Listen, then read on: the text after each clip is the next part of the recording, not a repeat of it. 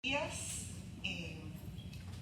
Hoy estamos reunidos para celebrar nada más y nada menos esta semana, que la celebración consiste en que por fin en algún momento de nuestra historia nos reconocieron a las mujeres con todos nuestros derechos. En algún momento tenía eso que pasar. Eso es lo que celebramos. No celebramos el mucho dolor que eso costó y que nos sigue costando. Mi nombre es Alina Luz Santiago Torres, soy profesora del Departamento de Español y hoy estoy feliz porque estoy compartiendo con las compañeras del Departamento de Trabajo Social, una facultad con la que me ha unido mucho desde que llegué aquí a la universidad, porque los temas que miramos en la literatura, hay algunos por ahí que han sido mis estudiantes, ustedes saben que los temas que vemos en la literatura no son otros que los de la vida misma, que es el terrible y fuerte trabajo de los trabajadores sociales. Así es que muchas gracias, muy especial al Departamento de Trabajo Social por unirnos a su trabajo. Esta es una edición, este libro, de la editorial de la Universidad de Puerto Rico en conjunto con Editorial Isla Negra. Y hoy nos acompaña el editor y director de la editorial de la Universidad de Puerto Rico, así que le damos la bienvenida. Y ha sido un trabajo hermoso, que haya dos editoriales. Hay una editorial que ya no es alternativa, pero se le sigue llamando alternativa, como Isla Negra, colaborando con la editorial de la Universidad de Puerto Rico. Gracias por eso también. Entonces, les quiero presentar a la compañera que tenemos acá, que es la profesora Guadisca Rivera del Departamento de Trabajo Social, y Eliet Silva Martínez, doctora. Y es una de estas escritoras, porque en este momento ya son escritoras, estoy presentándola como escritora, ¿verdad?, del libro que hoy vamos a presentar, que se llama Narrativas de Lucha, Mujeres Inmigrantes y Violencias de Género en Puerto Rico. Con Eliet hay otras tres escritoras, ¿no?, otras tres compañeras que colaboraron, trabajadoras sociales. Romelinda Grullón, de la que tendremos que conversar, porque casi nos convoca a esto, ¿verdad? Noelia Delgado Rodríguez y Delia Figueroa Ocasio, que aquí aparecen como coeditoras, y yo las llamo escritoras, por todo lo bien que dicen. Yo voy a utilizar solamente un poquito del tiempo para mirar el texto desde el mundo de la literatura, si es que eso es posible. Y luego quisiera pues que estableciéramos una conversación, pero sobre todo que las escuchemos a ellas, que son las que han estado en ese trabajo, ¿verdad? Son las que han estado ahí. Sin más preámbulos, quiero reconocer que la presencia de la directora del Departamento de Español, la doctora Yandelis Rivera González, a quien los temas que hoy vamos a trabajar le han tocado toda su existencia intelectual, ya que sus textos giran en torno a quiénes somos las mujeres, dónde estamos, nuestros derechos y eso que alguien llamó alguna vez feminismo. ¿Okay? Bueno, yo le llamé desterritorializaciones emigraciones, exilios, diásporas, en narrativas de lucha, mujeres emigrantes y violencias de género en Puerto Rico. Comienzo con 3 epígrafes del mundo de la poesía, que como ustedes saben, pues es el que me tiene subyugada. 3 poetas. El primer epígrafe dice: mas las nieblas del olvido no han de empañar los reflejos del hogar que miro lejos, tras de los mares perdido. Eso es nuestra querida doña Lola Rodríguez de Tioga. Luego, el otro epígrafe: pasó la tempestad, emprende el vuelo como el ave del aria, espíritu de amor y de consuelo, que ya el iris de paz su franja enarca, se alegra el firmamento y se adormece el mar y calla el viento. De doña Salomé Enríquez Ureña. Y luego, un tercer epígrafe: de este lado del este, en Yolas, desde Higüey y Miches, miles de enriquillos y anacaonas atravesar el leteo intentan, sangre que por fin se aúna en las fauces del canal de la Mona. De nuestra querida Luisa Cherezada Chiqui Vicioso, también de la República Dominicana. Tengo a Lola representándonos a nosotros, los puertorriqueños, ¿verdad? Nuestra gran poeta decimonónica, que escribe estos versos desde el exilio y los escribe desde Cuba. Y aún así ella, mirando el mar, pues dice su casa, su hogar perdido, aun cuando ella no se siente mal en Cuba. Luego, Salomé Enríquez Ureña también, ese tránsito del 19 al 20, de las primeras mujeres letradas, de las grandes, ¿verdad?, de América, pues también hace una reflexión, no ya como exiliada, pero sí como desterritorializada, ¿no?, dentro de su propio país, por ser mujer letrada. Y luego pues Chiqui, que reúne todo y nos trae pues la realidad de ese mar donde nos encontramos. Quiero señalar que son 3 poetas que me han acompañado y que hoy particularmente, pues con todo lo que está ocurriendo en nuestro Caribe, pues debemos tomar conciencia de dónde están nuestras mujeres, y no dejo de pensar dónde están nuestras mujeres haitianas hoy, que el presidente y que anda por aquí, por Puerto Rico. Sabremos por qué.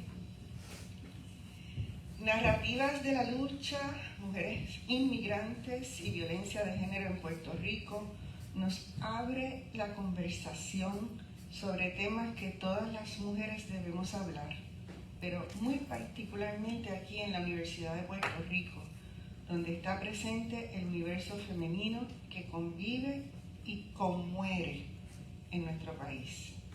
Es un reto a elevar la conversación académica a una en la que el corazón y su memoria histórica no estén descartados.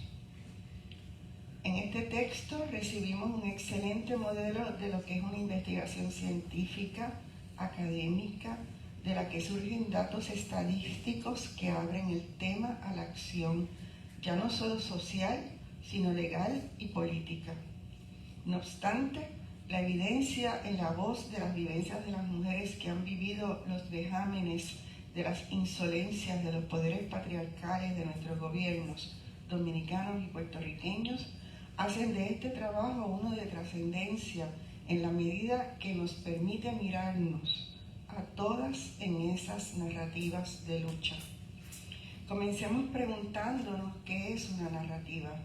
Desde nuestro campo de estudio, que es la literatura, asumimos la definición del género, entre paréntesis, término que reconocemos es amplio y complejo, pero que se resume en la forma de narrar, de contar, esa forma que asumimos los hablantes de una lengua. Como sabemos, esas formas de narrar nos permiten conocer mejor al hablante, por aquello de que el cuento no es el cuento, sino del que lo cuenta.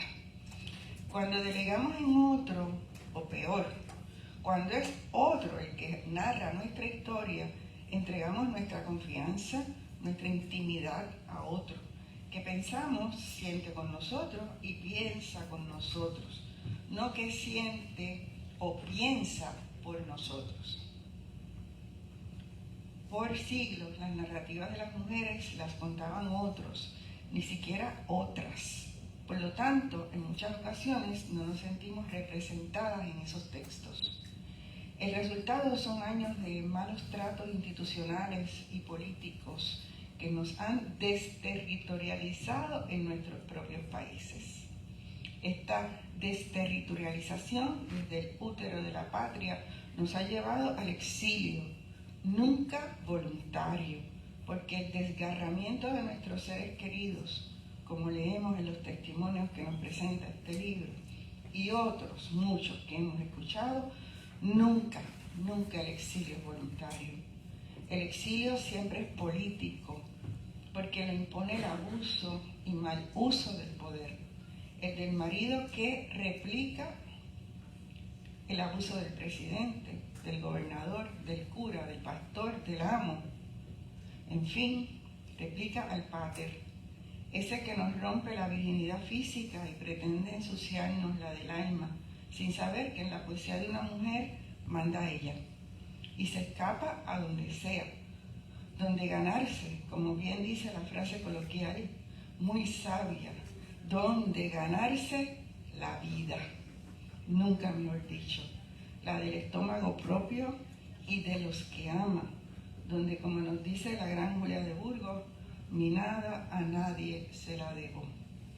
Las mujeres dominicanas que en este texto hablan fueron valientes, enfrentaron el mar de olas y el de la distancia, tan lejos y tan cerca, supieron resistir, denunciar y organizarse. Hoy, frente a un Puerto Rico tomado por la violencia institucional del Estado, entiéndase Junta de Control Fiscal, vemos en ellas un modelo de lo que no se debe repetir y por lo que hay que combatir, por eliminar de nuestra realidad la violencia como respuesta, empezando por la de género. No tengo la menor duda que con este trabajo, Elité, Romelinda, Noelia y Delia nos entregan un excelente instrumento de trabajo desde el cual continuar luchando contra las narrativas misógenas y chauvinistas que hoy se nos imponen, pero aún más nos regalan una forma de amarnos a nosotras mismas, amarnos mejor, desde el respeto y la ternura entre nosotras. Abramos este diálogo, pues. Gracias.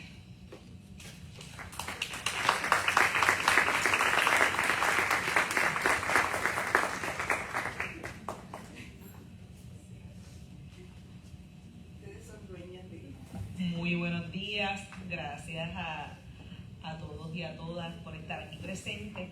Y lo primero que quiero destacar es que es un verdadero orgullo y privilegio poder acompañar en esta conversación a esta colega en medio de lo que son las acciones del 8M y también en la antesala del Día Internacional del Trabajo Social, el Día Mundial, perdonen. Su trayectoria en la investigación, acompañamiento y activismo en temas relacionados a las violencias de género y los derechos humanos son incuestionables.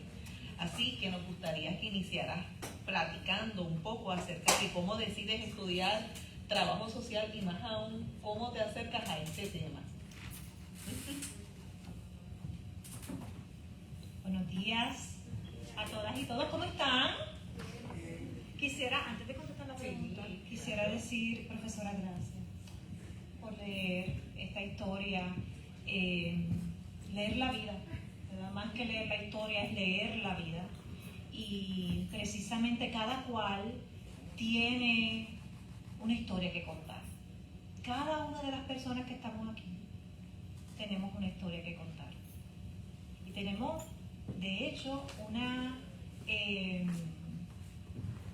una historia que nos precede a través de la oralidad en nuestro país, en contextos caribeños, latinoamericanos. La oralidad nos permite mirar la historia, remirar la historia, resignificar la historia, y por ahí voy para contar de dónde viene este trabajo. Yo realmente nunca pensé o nunca aspiraba necesariamente a escribir algo como esto. Sí aspiraba a contar historias. Y fui cuentera porque mi mamá era cuentera, mi abuela era cuentera, y esa me quedaba como maravillada. ¿Alguna vez te ha pasado? Alguien que te antecede, que te cuenta cosas y tú te quedas como wow, y te permite verte a ti, reconocerte, porque en tu DNA o ADN hay historias que te preceden. Entonces, pues el asunto de contar historias era importante para mí porque sabía que en la historia había sentires, había transitares, caminares, había dolores, había sanidades también, habían resistencias, y este libro sale de eso. Nosotras no solamente queríamos contar la violencia, la victimización, queríamos contar también de la sobrevivencia, de la resistencia, del poder de tender redes, y eso fue lo que yo aprendí en mi casa. Éramos seis hermanos y hermanas, y con una historia particular, y tenía a mis dos abuelas que fueron bien importantes en mi vida, y reconozco el asunto de la narrativa en ellas porque una de ellas particularmente, que de hecho pronto en abril hubiese cumplido 103 años, no escribía, no sabía leer, escribir, la habían agarrado esta familia para que sirviera de servicio, y entonces hacía las mejores historias. Y en sus historias siempre había dolor, pero también había resistencia, una resistencia brutal.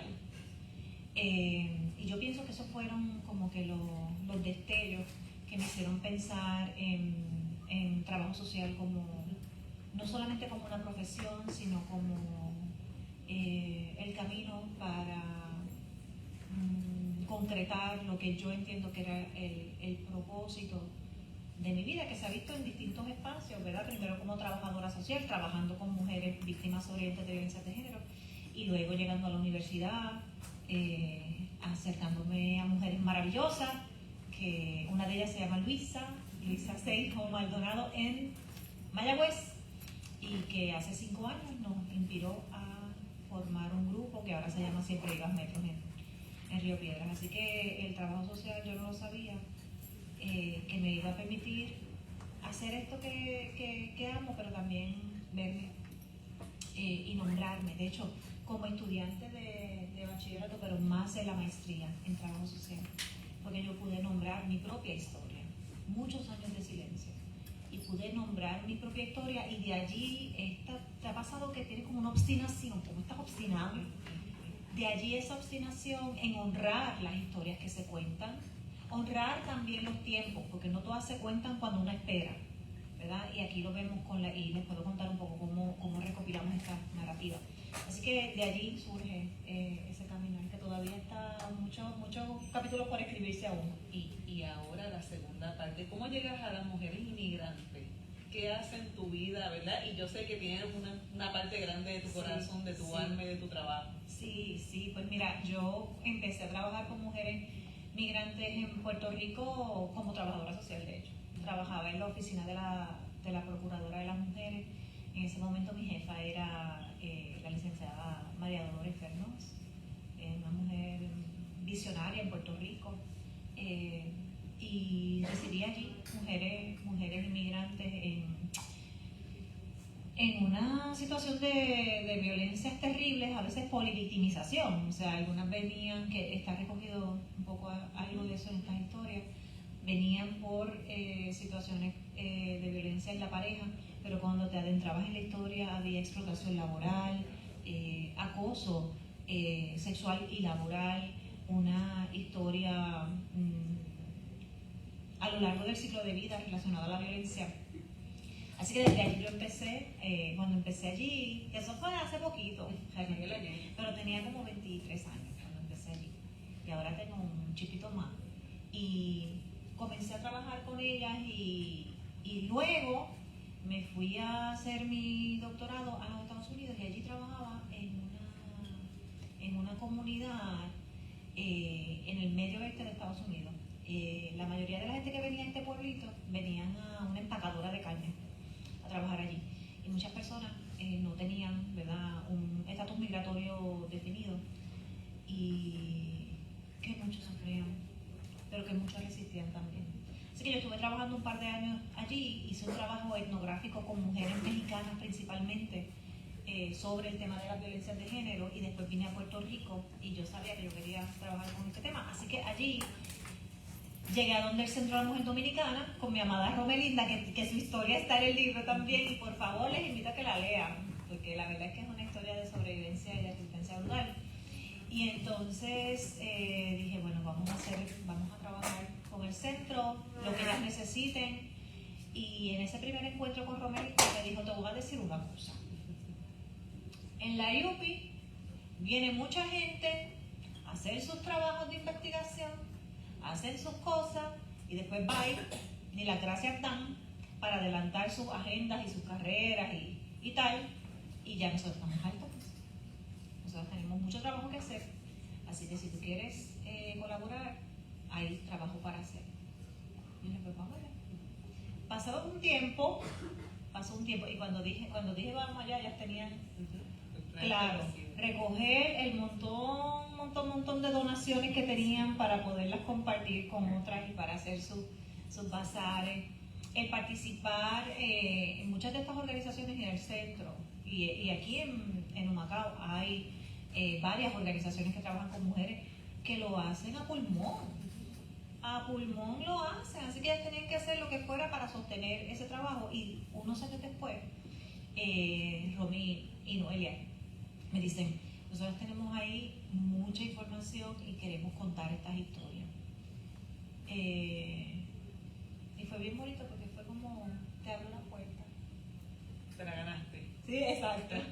Y ahí empezamos a hacer un trabajo de investigación con 1.431 casos que están analizados acá, y siguiendo la historia de las mujeres. Y también, antes de hacer el libro, estábamos en una conversación en el centro y yo les decía, vamos a hacer el libro, pero yo tengo una preocupación, y es que muchas de las cosas que se producen desde la universidad particularmente, la lee un grupo particular de personas, y quienes trabajamos con publicaciones en revistas arbitradas, pues la lee un grupito de personas, pero no todo el mundo necesariamente llega, ¿verdad?, a tener acceso a eso. Así que decidimos hacer un documental que lo hemos presentado en varios festivales de cine, como 15 quizás, festivales de cine, y eso incluía ir a la República Dominicana. Por eso cuando leía profesora sobre Miches, particularmente Miches, el área de la Romana, el Boca de Yuma, fuimos allí, hicimos un documental, así que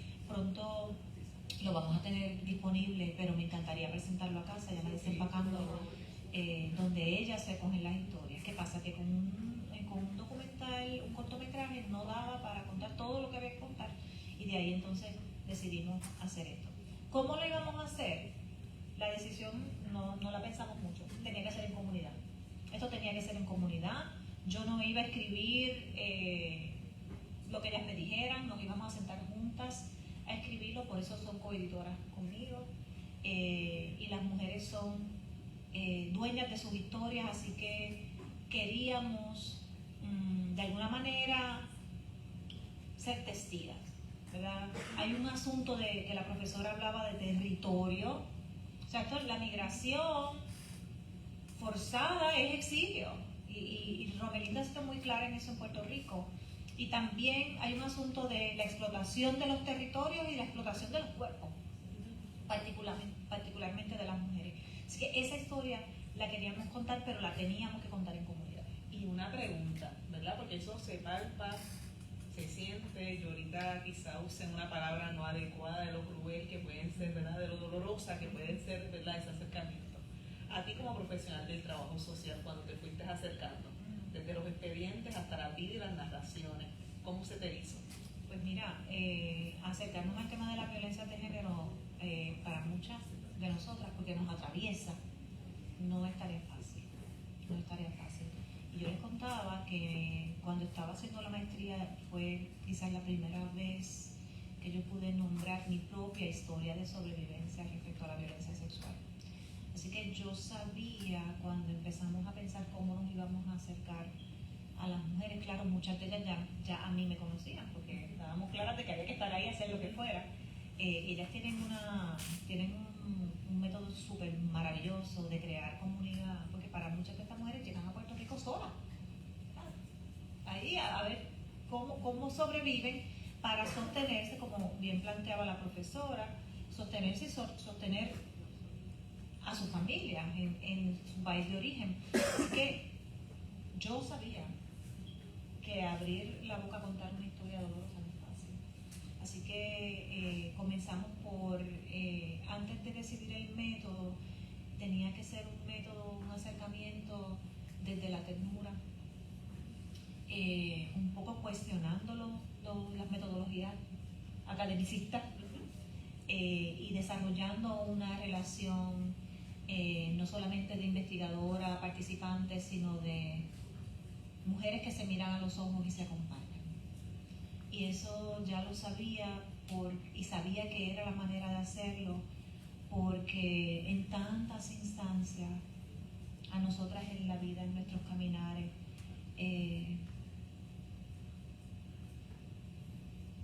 la autonomía de nuestras historias nos ha sido privada.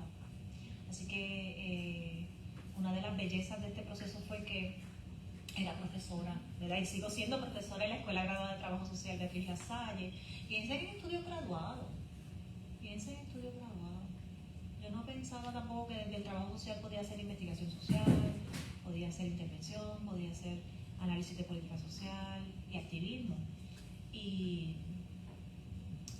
una de las bellezas del proceso fue que tenía estudiantes, compañeras estudiantes asistentes que eran parte del proceso y ellas hicieron entrevistas también.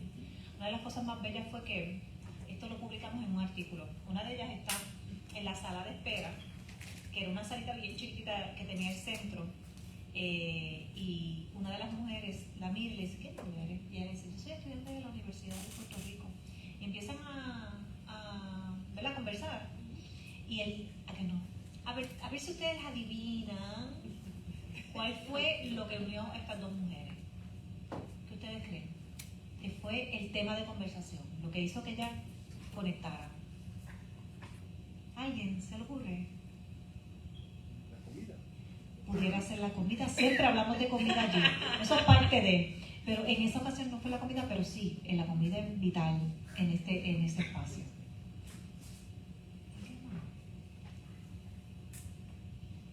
Les voy a dar un hint. Ha sido un tema de conversación en la legislatura en los pasados meses. La mujer, sí, esa era, iba por ahí. El pelo. Ese fue el tema de conversación. El pelo. Una de ellas estaba dejando su pelo crecer natural y la estudiante ya había pasado, y ese fue el tema. Así que a lo que voy con esto es que hay muchas cosas que nos hacen conectar y hay mucho en común. Hay mucho también de historias particulares en términos de la historia de la migración, pero hay mucho en común entre mujeres caribeñas. Comprendemos como parte de esa misma red, ¿verdad? Que vive, que respira y que luchas por unos espacios mejor. Y tú trabajas, pero ustedes trabajan desde las interseccionalidades. Yo sé que aquí hay gente de trabajo social que quizás comprende el concepto, pero no quizás todos los compañeros que están, así que si nos puedas hablar un poco de por qué esas interseccionalidades es importante reconocerlas, porque son tan importantes en el trabajo que tú realizas día a día todavía. Sí. Bueno, el concepto de interseccionalidad lo acota una mujer afroamericana en los Estados Unidos de nombre Kimberly Crenshaw. Pero mujeres latinoamericanas han hablado del asunto de la imbricación de las subjetividades, donde tú tienes, piensa en ti mismo o en ti misma, en ti misma. ¿Qué tú eres? En mi caso, soy una mujer puertorriqueña, orgullosamente yaucana, mamá, soy hija, y todas esas subjetividades se entrelazan, no para verse de manera paralela, sino imbricadas. Y para nosotras era importante trabajar desde el asunto de la interseccionalidad y desde el feminismo interseccional y de colonial también, porque el asunto de la colonialidad está ahí también entrelazada, ¿verdad?, con estas subjetividades. Y en el libro sale, por ejemplo, que el ser una mujer inmigrante, en un gran número de los casos que aparecen en esta historia, una mujer negra, una mujer con una trayectoria, muchas de ellas hacen trabajo doméstico y de servicio. Todo eso se entrelaza y te da un ángulo de la vida distinto y te atraviesa la vida de manera muy distinta. Así que eso teníamos que mirarlo desde allí, no solamente para escuchar la historia, sino también para analizar la historia. Una de las cosas que nosotros planteamos en el último capítulo es que los países tienen que venirse a la conversación. Hay una corresponsabilidad respecto a la migración en Puerto Rico. El país receptor, pero también el país de origen. Hay una conversación de explotación, particularmente de las mujeres. Así que ahí el tema interseccional es vital. Y ese es un poco también el trabajo que ellas hacen en la cotidianidad, ¿verdad? En el trabajo con esta mujer. Estupendo. Y ahora, porque me gustaría también que haya espacio del público de tener sus preguntas y sus inquietudes. ¿Cuál fue la experiencia? Todas nos marcan, pero siempre hay una historia que quizás al momento de escucharla tragamos hondo y decimos, ok, aquí mi rol es de acompañar, ¿verdad? ¿Cuál fue esa historia que marcó tu vida? Pues mira, hubo varias, como sabemos, ustedes se pueden imaginar, hubo varias, pero quizás puedo hablar de dos en particular. Una en una entrevista, ¿verdad?, con esta mujer, una mujer que es tan valiosa. Ella estaba contando la historia de la violencia por parte de su pareja y cómo, hablando de implicación, cómo esta persona le decía, a ella le pasaron dos experiencias. Una con su pareja, donde él le decía, tú eres una basura, tú no vas a salir de mí jamás, mírate, qué fea tú eres, mira ese pelo, ¿para qué te lo vas a ir a peinar si eso lo que necesitas es echarte un pote de cloro a ver si, y ella lo cuenta en la historia, y empieza a contar eso, y de momento hay un silencio de absoluto dolor, que yo sabía que lo que me tocaba a mí hacer ayer era mantener silencio, acompañar en el silencio. Y ella empieza a llorar y a llorar. Este llanto que te sale como del centro del pecho. Y eso me impactó mucho, porque un poquito más adelante en la historia me cuenta cómo esa experiencia estaba vinculada con otra experiencia como empleada doméstica. Y cómo, ¿verdad?, su jefa en ese momento ella se ha cuidado de una persona anciana y entonces ella le dice, déjame ponerme los guantes para, ¿verdad?, asear a la persona, y ella le dice, ¿por qué tú no necesitas? Cógelo con las manos, porque tú eres una ilegal, esa mal llamada ilegalidad que deshumaniza, ¿verdad?, esta visión de las mujeres como propiedad que deshumaniza, esta visión de las mujeres, particularmente las mujeres inmigrantes, extranjeras, que vienen aquí a quitarnos, ¿qué? Deshumaniza. Yo creo que esa fue una. Y la otra, que está aquí contenida en el libro, cuando estábamos empezando a hacer las entrevistas, a hacer el trabajo etnográfico, que hicimos también observaciones para el documental particularmente, yo estaba dando un curso en la Escuela Graduada de Trabajo Social. un curso de grupo. Y había este muchacho que se me acerca al final de la clase y me dice, yo estaba hablando del proceso, invité a algunas de las estudiantes a un grupo que ellas tienen y que nos habían invitado. Y me dice, profesora, algunas de las cosas que tú estás contando se me parecen tanto a mi mamá. Y ahí empezamos a hablar y me dice, ¿yo puedo ir al centro?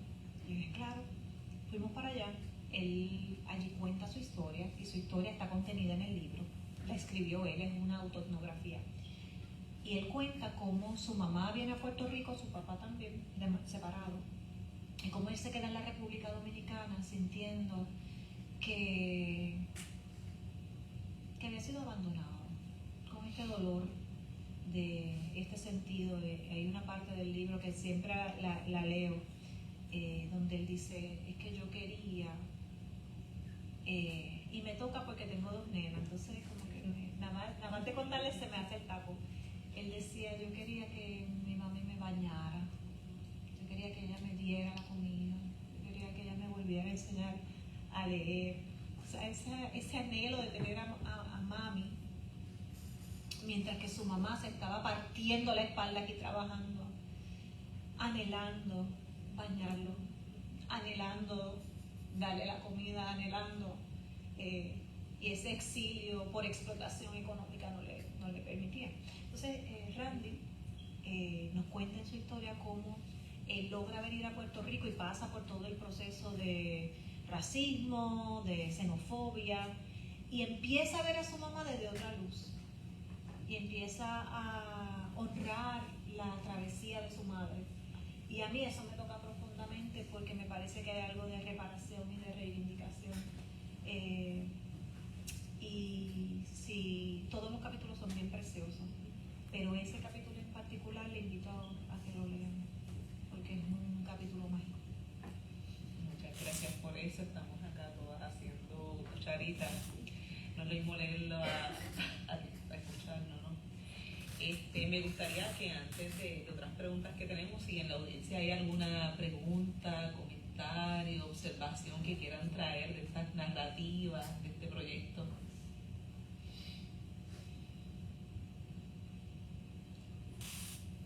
¿Ninguna? Yo tengo muchas.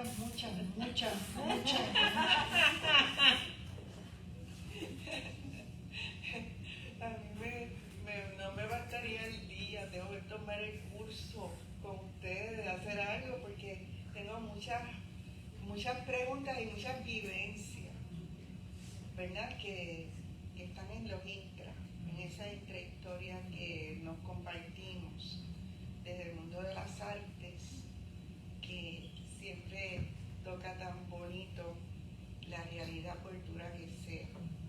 Y algunas de estas mujeres, su discurso es tan poético, por eso es que yo decía que a la mujer nadie le quita su poesía, no hay manera, porque aún para definir su propio dolor buscan esas formas de no herirte. Me duele tanto que no quiero herirte, y eso a mí me conmovió muchísimo, la manera como ella lo expresa. Entonces, primero me gustaría que le comentaras, porque creo que hay algunos estudiantes que son más nuestros también de acá del arte, y a lo mejor no conocen este centro, porque estamos hablando del centro y no hemos definido, ¿verdad?, que es precisamente Romelinda Grullón, quien, por eso pienso, ella vive la experiencia de la inmigración, vive la experiencia de todos los maltratos que aquí están también explicados, ¿verdad? Todos los tipos de maltratos según las Naciones Unidas, y podemos añadirle muchos más a los que las Naciones Unidas dicen. Ellos dicen que son 5, ¿verdad? Que empieza con un posible la pareja, pero ella se levanta y organiza. O sea que una manera de sanar es mirarse en el otro y pensar, esta está peor que yo, déjame ver cómo con lo poco que yo tengo la puedo ayudar. Y es un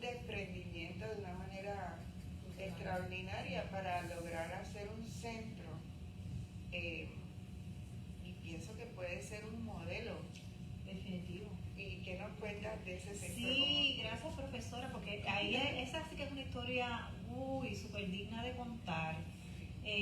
Romelinda, googleenla porque la vamos a mirar. Sí. Romelinda es una mujer, es la mamá de las pollitas, realmente. Sí. Eso es ella. Y ella cuenta cómo ella va de la República Dominicana a Nueva York a trabajar con trabajadores y trabajadoras. Esa era como ¿verdad? Más el asunto sindical, eso era lo que le interesaba. Y viene a Puerto Rico a bregar con eso. Ella quería hacer trabajo de organización, de trabajadora. Y como usted dice, empieza a darse cuenta de que había un serio problema de violencia de género en el espacio de las mujeres inmigrantes y que no había nada. Y es precisamente Romelinda quien acompañada pero en su absoluta y propia voz, va donde Tati Fernos a decirle, esta es una situación, necesitamos chavo.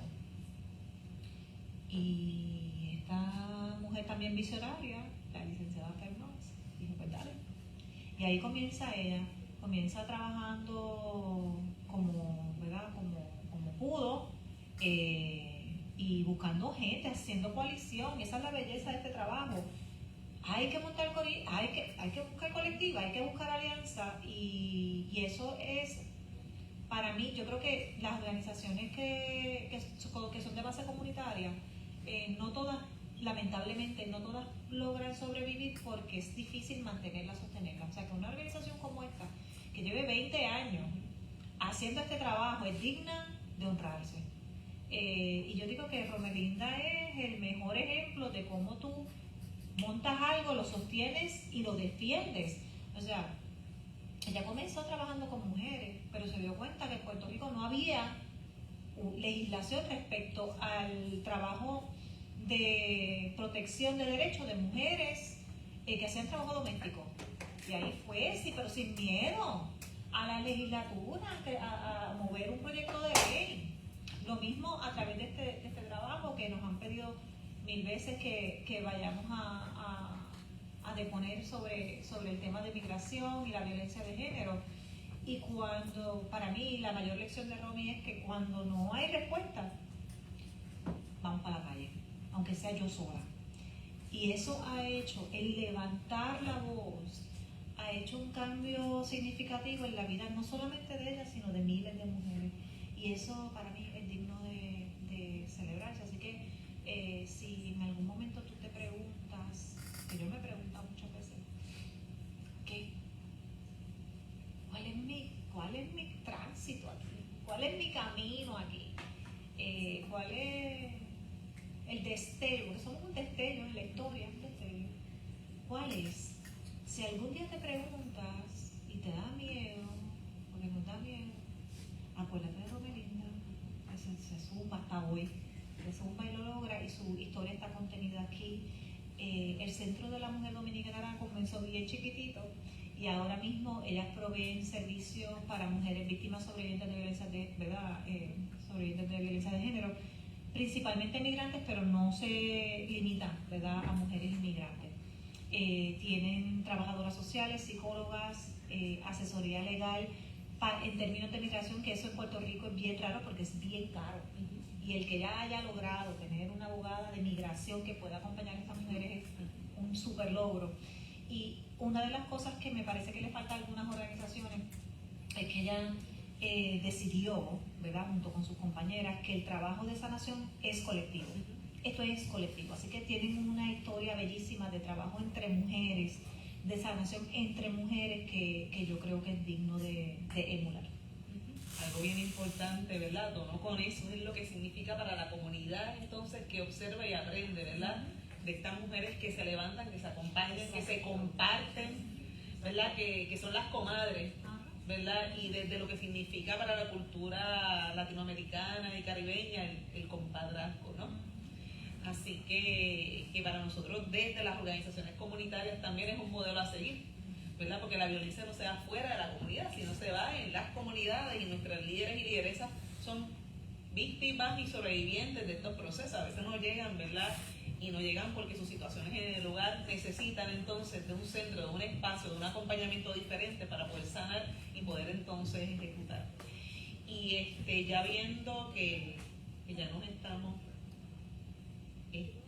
aproximando, quisiera también preguntar un poco sobre cómo tú ves, ¿verdad? No solo este trabajo de la organización, sino de las mujeres una vez salen de este proceso de sanación, cómo se incorporan, cómo asumen, qué rol asumen en sus comunidades. Ay, gracias por esa pregunta, Wally, porque en nuestro contexto, si miramos estadísticamente, el aproximado, y yo creo que habría que verlo más de cerca, es que 1 de cada 3 mujeres sobrevive a violencia de género o conoce a alguien. Nosotros hicimos un estudio en Río Piedras con estudiantes y el 72%, casi, bueno, el 68% conocía a alguien en el contexto universitario que estaba pasando por esto. Así que este tema definitivamente no está tan lejos de nosotros, aunque en la universidad lo queramos ver como objeto de estudio. Y nuestra insistencia ha sido en que quienes hemos sobrevivido a violencias y el aproximado de los varones, 1 de cada 6 sobrevivientes de violencia sexual, que yo pienso que por el asunto patriarcal podría ser otro el número, ¿verdad? Nuestras historias, quienes hemos sobrevivido a violencia, esto yo lo tuve que aprender de manera acompañada. Nuestras historias de sobrevivencia no nos pueden subyugar a una victimización eterna. No somos víctimas eternas. No merecemos vernos como víctimas eternas. Todo lo contrario. Esto no nos puede definir. En todo caso, para mí, más joven, para las mujeres a las que hemos acompañado, ha sido gasolina. Entonces, quisimos nombrar aquí la bravura y la sobrevivencia, porque cosas maravillosas pasan. Hace muchos años, cuando era estudiante, de hecho estaba en el bachillerato, alguien me dijo, y fue de las primeras personas a quien yo le divulgué mi historia, a lo mejor tú no quieras trabajar con este tema. A lo que yo me hubiese destinado, si yo me hubiese dejado, ¿verdad? Si yo me hubiese entrampado con esa historia de que no tenía yo que decir porque tenía mucho que sanar, pues sí, pues hay que sanar porque duele, pero mi experiencia, eso que pasó, no me puede definir. Y esto lo planteaban las mujeres. Una de ellas decía, mira, alguien me dice que cuando vio su proceso le dijo a ella, ay, en ese sitio ustedes las convierten en monstruos. Y ella dijo, bueno, pues sí, nos convierten en monstruos porque ya yo sé cuáles son mis derechos y yo no me voy a dejar. Y yo voy a exigir lo que siempre me perteneció. Y entonces ese asunto ¿verdad?, de que ya no somos víctimas eternas te da otra visión de vida. Y algunas de ellas son parte del consejo, de la junta directiva del centro. Otras están escribiendo sobre sus propias historias. Otras en sus casas están redirigiendo la historia con sus hijos y sus hijas. Otras están invitando a otras a repensarse como mujeres dignas. Si eso no es sobrevivencia, yo no sé. Así que esa ha sido la belleza de hacer ese shift, ¿verdad?, entre la victimización y la sobrevivencia. Y ahí el proyecto de Siempre Vivas para universitarios, pero para la comunidad en general, ¿verdad? Pero ahí sí me gustaría, porque yo sé que los servicios están abiertos no solo para Río Piedras, sino para todos los recintos, así que...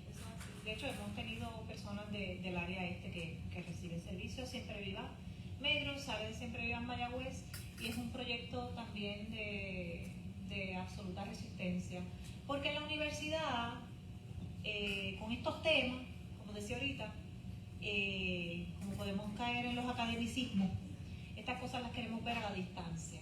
Vamos a mirarlo como objeto de estudio, por lo menos en las ciencias sociales como objeto de estudio. Sí, pero cuando ese objeto de estudio me atraviesa a mí, pero por el mismo centro, en muchas ocasiones en los salones de clase, a mí como profesora me ha pasado que algún estudiante me ha dicho, profe, ¿me puedo quedar contigo al final? Estoy pasando por esto, me está acosando por eso, me está persiguiendo mi expareja, a mi mamá le está pasando esto. Entonces, pues nos fue lo que hizo que nosotras comenzáramos este proyecto. Comenzamos 4 estudiantes y yo en un salón. No pensamos que esto iba a florecer y ahora es una organización que se encarga de acompañar a víctimas sobrevivientes de violencia de género y de nombrar la violencia desde los activismos. Así que búsquennos por Instagram y por Facebook. Yo sé que Facebook es Facebook. Búsquennos por Instagram y conozcan un poquito más del proyecto. Gracias por eso. Sí, no, es un proyecto de sanación también, ¿verdad? Tiene unos proyectos hermosos, así que, bueno, de parte de Trabajo Social agradecemos esta conversatoria, esta disponibilidad, siempre muy orgullosas y muy privilegiadas de tenerte, así que un abrazo. Y una cosita final, si les interesa atestiguar estas historias, porque hay muchas, si les interesa, pueden conseguir el libro, lo pueden conseguir a través de la editorial UPR, a través del libro 787, ¿verdad? Online. La tiendita de la editorial está en la UPI. ¿Cuál? Laberinto, ¿cuál era? Amazon. Amazon, no tanto. 787 mejor, pero bueno. Sí. Laberinto. El Candil en Ponce, Isla Negra también. Así que, y el Centro de la Mujer Dominicana también tiene ejemplares, así que lo pueden conseguir en cualquiera de esas. Y a mí me consiguen en el 3er piso del edificio Beatriz Lasalle, en la universidad cuando vayan a hacer la maestría de Lutero. Muchas gracias. Gracias a todos los estudiantes que hoy nos han acompañado. Sabemos que son horas difíciles, pero yo les invito a mirar este libro, a tenerlo, porque realmente no solamente es que van a estar escuchando de una situación de mujeres inmigrantes, es que vamos a estar escuchando de nosotras mismas. Y esa historia que es que está dentro de cada una de nosotras, de alguna manera está aquí, además de los datos extraordinarios que nos da, ¿verdad? Eso de las 1.143 mujeres que se estudiaron de las Naciones Unidas para el trabajo, para ver esto, sobre lo que es el maltrato. Parece que alguna vez se dieron cuenta, y que 86% estamos en el Caribe, creo que nos obliga a mirar. Así que gracias a todos, gracias a las compañeras, y que sea el primero de muchos trabajos juntas. Sí, cuando venga el documental. yo Yo he visto previews por ahí. Sí, también les vamos a invitar a cuando presentamos trabajos de compañeras, de compañeros, que precisamente exploran, ¿verdad? Mirar esos personajes de los que ustedes también están contándoles desde otra narrativa, porque nos podemos encontrar muchas veces. Así que gracias por estar aquí, gracias por darme el privilegio de conocer el libro y de presentarlo. Gracias, profesora. Gracias a ustedes, que tengan buen día. Y mañana 8 de marzo, a todas las manifestaciones, a todo lo que esté por ahí, únanse para honrar nuestras historias